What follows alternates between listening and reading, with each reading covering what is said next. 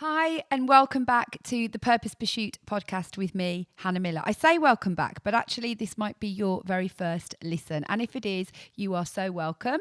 And if you've been listening along for a while, you'll know that we are in the middle of a series looking at what purpose can do to make a difference to our lives.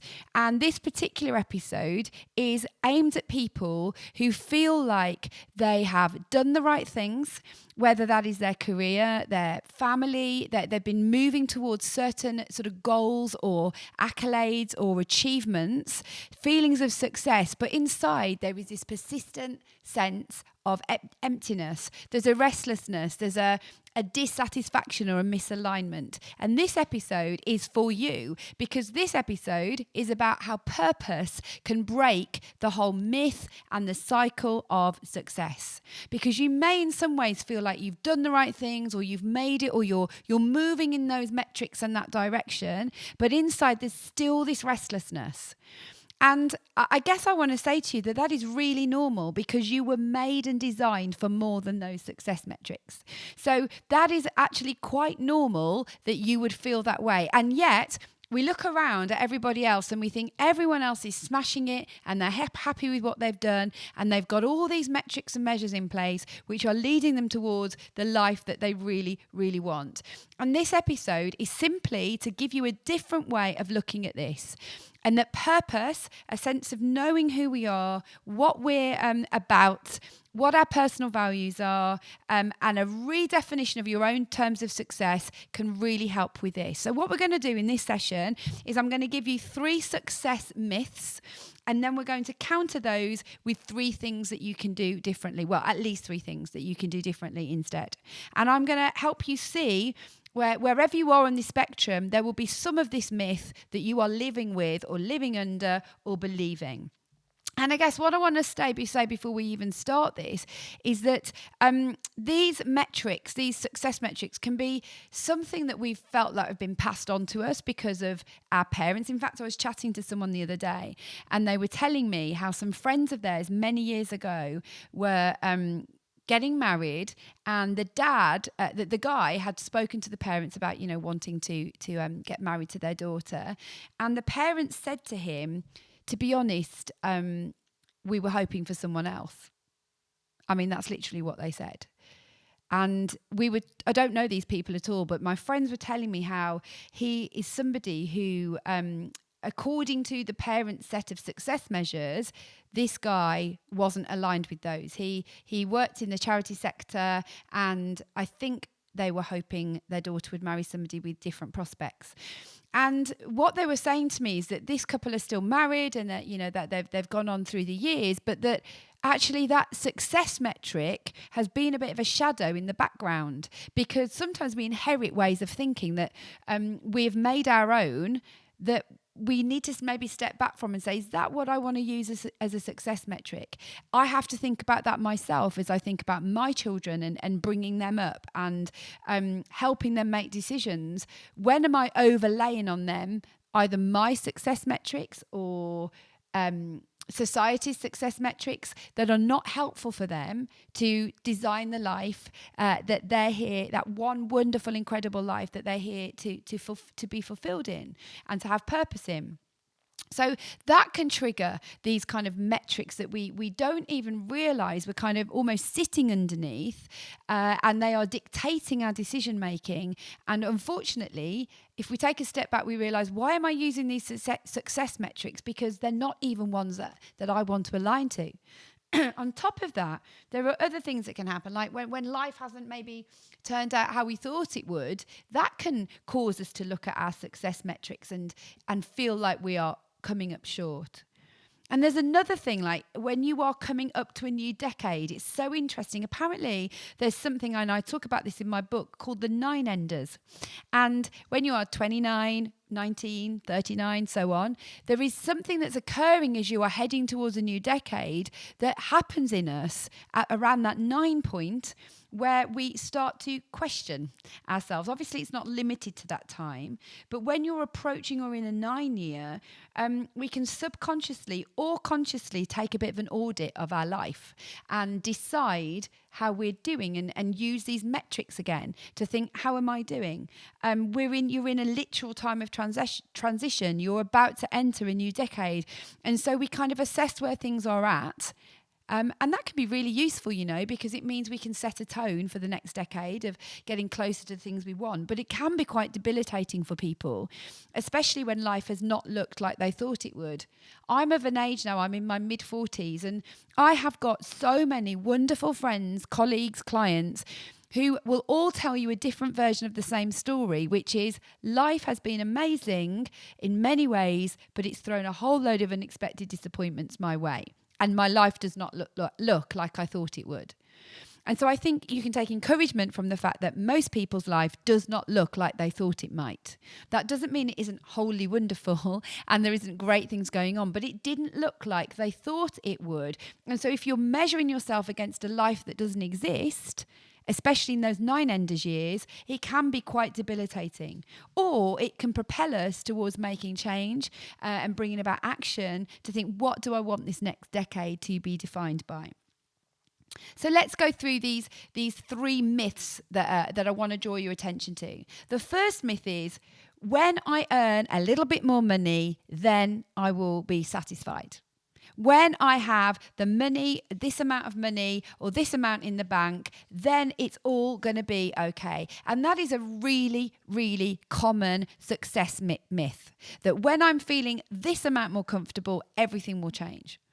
And I appreciate that this is a really delicate topic, especially when I'm sitting in a home that is, I am safe, I am secure, I have a home of my own, I do not fear where my next meal comes from. So I want to say this really gently.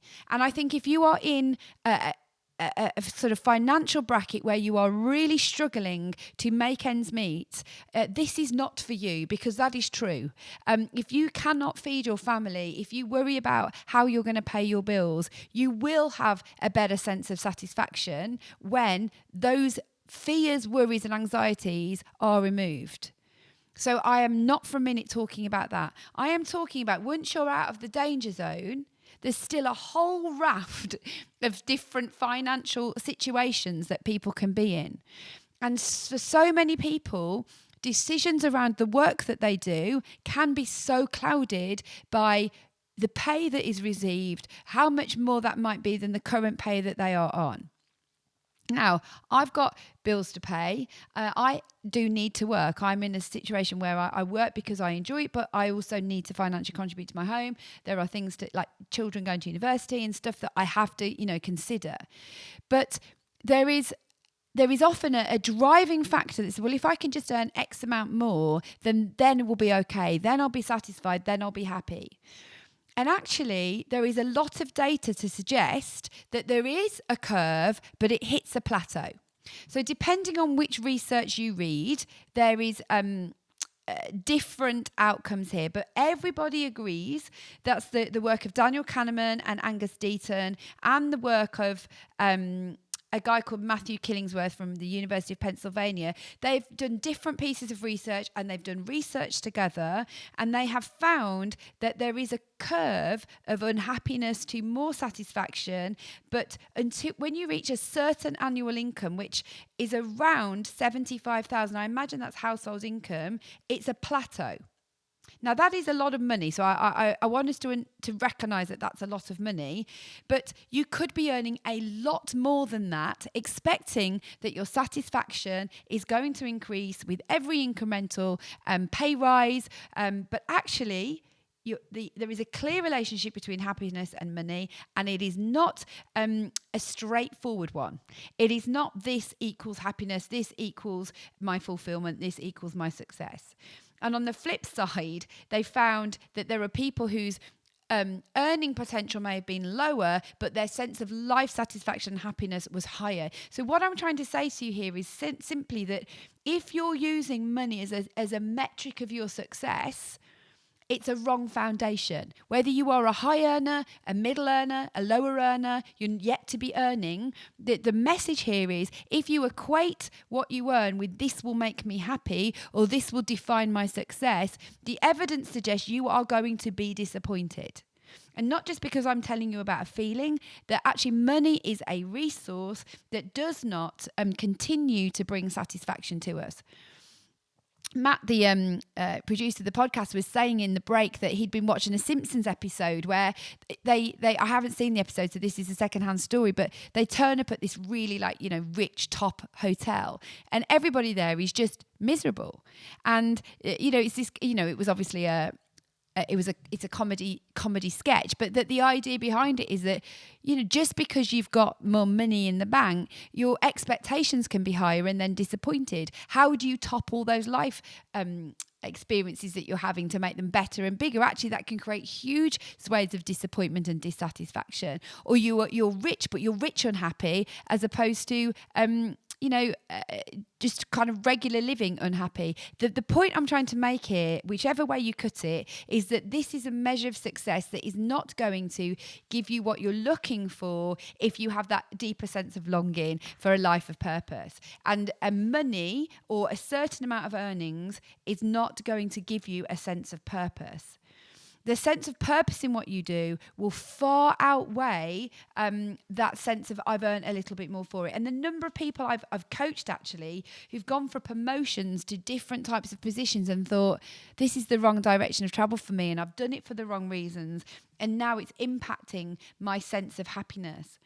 On top of that, a couple of other things, that those of us who use our money either to give or on social experiences, we tend to be happy. So when we use those resources we have to benefit other people or to use our time wisely, it will have more of an impact on our satisfaction. But if we're using that money to just kind of stockpile or to have symbols of success, they will feel quite empty quite quickly and we just have to go again.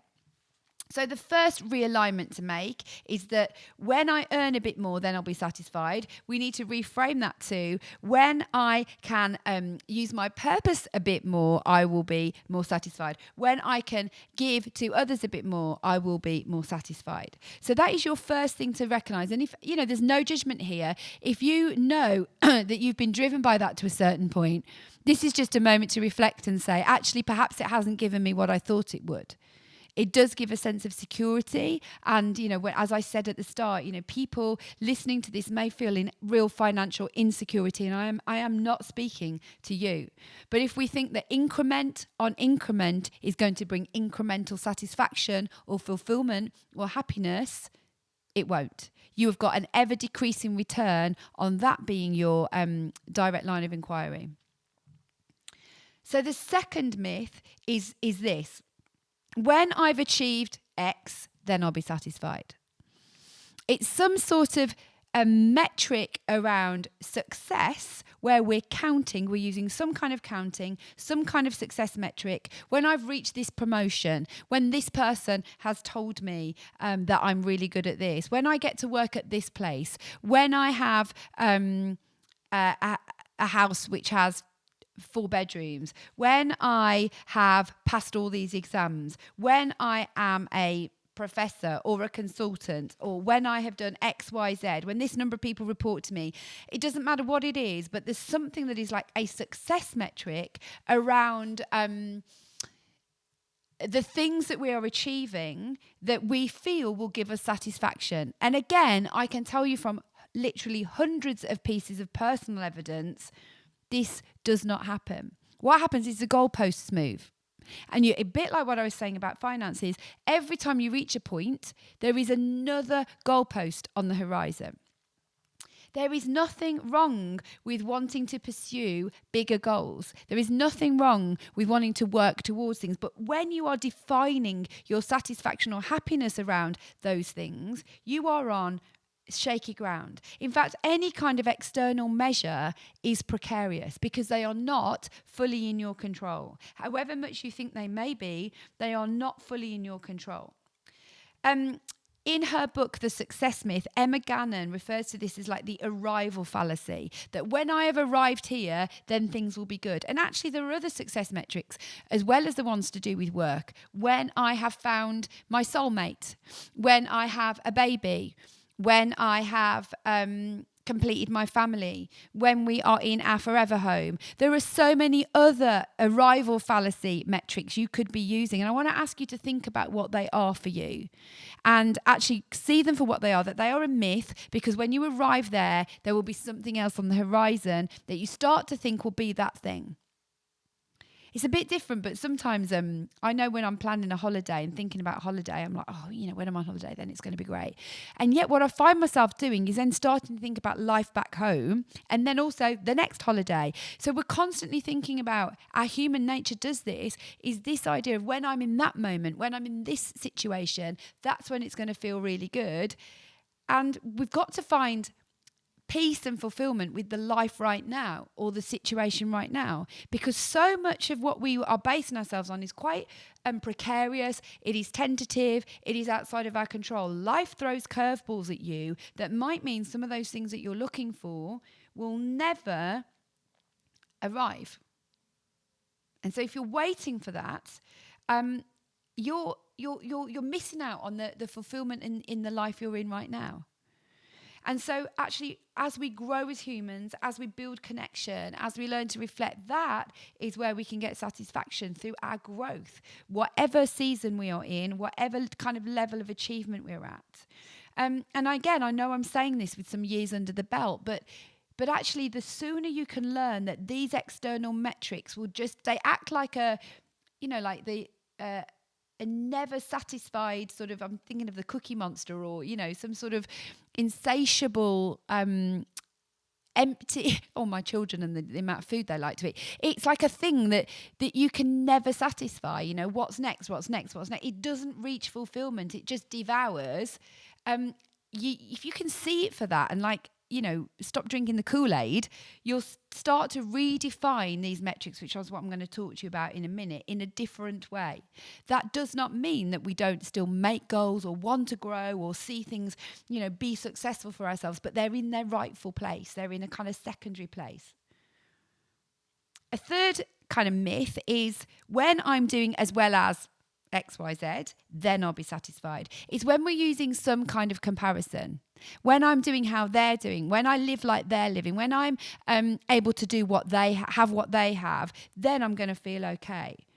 It is a comparison metric that you might not think you do, but most human beings do in some way, shape or another. We are constantly comparing ourselves to see how we are doing. And some of that is natural. It is part of human behavior, that we measure how we're doing or how we're in a social setting so that we behave appropriately.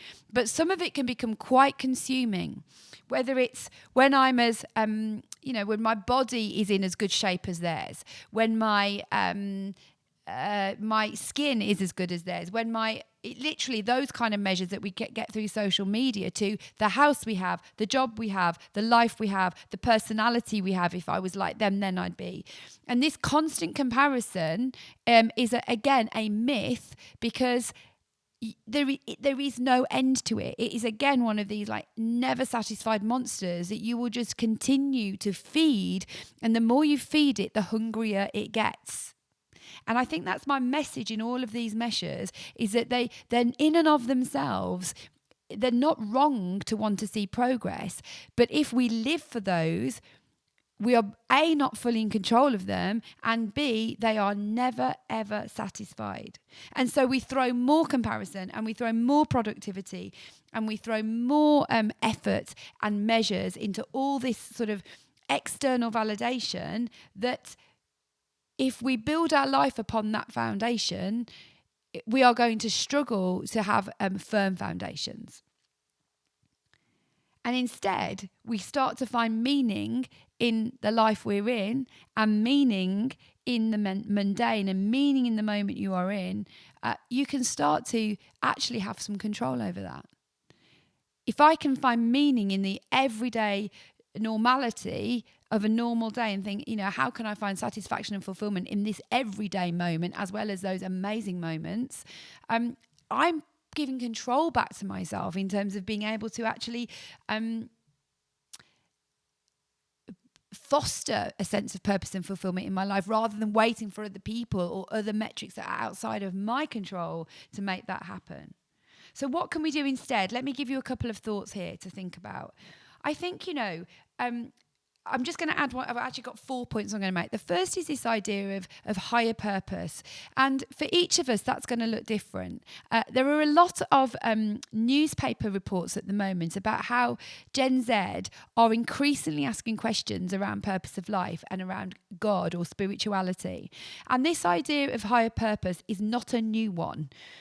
I have a personal faith. And so for me, that idea that actually this doesn't all come down to me, but there is somebody who is of more importance than me is unbelievably freeing in terms of success measures.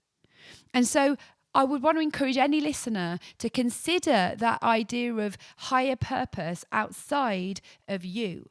And even if that is your idea of being part of a global community and that, you're a little speck that has a big contribution to make to the way life looks can be quite freeing, or whether that's around finding personal faith or a sense of spirituality, they can be so helpful to shifting this burden from this is all on me to actually I'm here to make contribution and to be part of something bigger than myself. So that is the first thing I'd say. I'd really encourage you to explore that. I really would. You've got nothing to lose. The second thing I'd say is, what are your values? And this is a big theme of the Purpose Pursuit course and a big theme of my book. Because I believe that values are just so important to establish. And I've talked about this loads of times on the podcast. It is like the root system of your life. Those things that you value are how you draw nourishment to your very person, to your soul, to your body. And you need to know what those values are. So if you can just imagine a tree or a plant now and that root system going underground, there'll be 5 or 6 roots that go down. Those roots, you could name those as the different values that you want to prioritize in your life. And I can't tell you what those values are. You need to decide what they are. You need to kind of come up with a short list of the things that you want your life to be defined by. And that could be something like beauty. It could be enjoyment and fun. It could be learning. It could be achievement. It could be family. Whatever it is, you have to decide what those are. And the message that you need to hear is that everything can't be a value. Like, we have to make decisions about what we want those things to be. Again, like pillars, those roots. What are your roots? What are the things that you want to nourish and will bring fulfillment to your life? Brené Brown defines a value as a way of being or believing that we hold most important, which is why it's nothing to do with me what those values are. They're an internal decision-making compass for your life. So when you know what they are, when faced with decisions, when faced with metrics, when faced with choices, whether they're big ones or small ones, you've got clarity and consistency in how you approach those. Does it align with those things that you have self-defined as most important to you? And if it doesn't, you've got confidence to say, well, that is not for me in this season. So really simply, in the book, on the course, but also you can find these on the internet, going and finding a long list of values and seeing which ones resonate most to you through a process of elimination is really important to do. James Clear and Brené Brown talk about having no more than 2 or 3. I reckon you could go up to 5.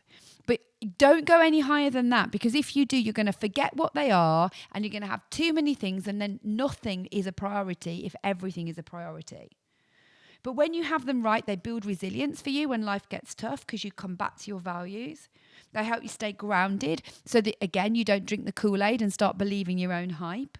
They help you live authentically in a way that actually is aligned with your personal compass. You need to know what that is in order to live authentically. And it means that your actions can be congruent with your personal beliefs so that life feels really good and really fulfilled. You don't have that constant sense of compromise or moral injury because what you believe in is not how you're acting out. So life feels actually really discombobulated. So a real measure of success, one of the actual really important ones, is how well am I living according to my values? And that is what I would replace the measures of success around money, around certain achievements, or comparison with other people. It would be with your own set of internal values, so that your enoughness gauge is aligned with that rather than external validation or other people's opinion. Another success measure you could make, which is really kind of topsy-turvy, but the evidence backs it up all the time, is how am I giving? How am I giving to others, and how much am I giving? Am I giving more, or am I giving less than I used to? Adam Grant's research, and there's a whole podcast episode on this, by the way, you can go back and listen to it, looks at again, some of the most successful people in life are givers. They're givers who have balance, and they don't give to the point of their own destruction and exhaustion. But the most successful people in life have an element of their life that is giving. They give strategically and effectively according to their values and their personality. And those people often rise to the top of a situation. So it actually brings other measures of success with it. So another measure and kind of audit process you could go through is, how are my values and how am I living in terms of my giving? How am I? What's the audit of my giving right now? And from this, I think there comes to something where you decide your personal terms of success. And I would, again, say to you, take some time to think about what this is. What are your personal terms of success? You can do that in any given situation when you're feeling out of control, but you can also do it as a bit of an overarching statement for your life.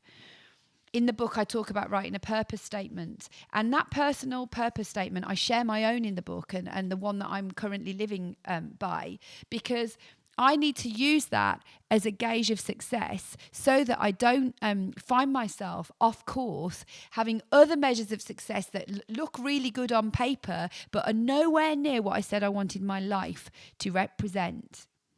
And again, in a given circumstance, you can decide what your measures of success are going to be so that you don't get paralyzed by success or perfectionism. There's another podcast episode I did, which was based on the book by Bronnie Ware called The Top 5 Regrets of the Dying. I'm going to put the link to that in the show notes if you want to go back and listen to it. But what you discover from that book is that very few people at their end of their lives care about some of these measures that you might be defining your life by right now. And the regrets that they have are all to do with a deficit in their meaningful relationships, a deficit of meaning in their work, a deficit in that sense of higher purpose and being part of something bigger than themselves. Human flourishing, eudaimonia, which I also talk about in the book, is about this wider definition of prosperous living, which is about purpose. It's not ethereal, it's not impossible to find, but it does involve a bit of digging. If you want some help with that, there are a couple of things you can do. You can continue to listen to this podcast. But this coming week, if you're listening to this in time, as when it went out, my Purpose Pursuit course is about to go again. It is a coaching program where you get my support to dig into this stuff in much more detail. If you sign up this week, you're not too late, and you're going to get like a real hands-on experience of avoiding those top 5 regrets and avoiding other regrets in your life to build the life you're looking for. We've got a back catalogue of happy clients that have really shifted their lives because of the work they've done through the Purpose Pursuit course. If you're interested in that, again, it'll be in the show notes. Head to my social media, Hello Hannah Miller, or go to thepurposepursuit.co and find out more. On top of that, my book is available for pre-order. So on the 4th of December, my book, The Purpose Pursuit, comes out, which will look at this in so much more detail and give you lots of reflective activities. You can head over to any of the good bookshops out there to pre-order it right now. If you're listening to this live, it's pre-order. But if you've come back to this episode because this particular title was interesting to you, anytime after the 4th of December 2025, you'll be able to buy the book and it will arrive a couple of days later. So those are some things that you can practically do. And, this is the most important thing for you to think about. So it is worth your time and investment. It is so worth you putting yourself in that accountability of, I'm going to read that book, I'm going to do that course, I'm going to get the help I need so that my measures of success are aligned with my sense of purpose, my personal values, and the life I am looking for, not the one that my mum and dad wanted for me, or the magazines are telling me I should be heading for, but the one that feels most aligned with who I'm made to be. I'd love to help you with that. I'm going to leave you again with a bit of a quote here. It's a big one, okay? It's from a Harvard professor called Arthur Brooks. He's spent many years researching our seemingly inescapable foolish association between achievement, wealth, notoriety, and a lasting sense of satisfaction. That's what he spent his life doing. This is what he said. The insatiable goals to acquire more, succeed conspicuously, and be as attractive as possible lead us to objectify one another and even ourselves. When people see themselves as little more than their attractive bodies, jobs, or bank accounts, it brings great suffering. You become a heartless taskmaster to yourself, seeing yourself as nothing more than Homo economicus. Love and fun are sacrificed for another day of work in search of a positive internal answer to the question, am I successful yet? We become cardboard cutouts of real people. Now that's hard hitting, that's difficult to listen to, but if any of that is resonating with you, I'd love to hear from you. I'd love to help you. I'd love to give you some steps along the way to being somebody who makes more time for love, fun, purposeful living, avoiding becoming a cardboard cutout and being more and more of the whole person that you were made to be. There's nothing wrong with wanting to live a life that's full of success, but my question is, how are you defining that success? Bye for now.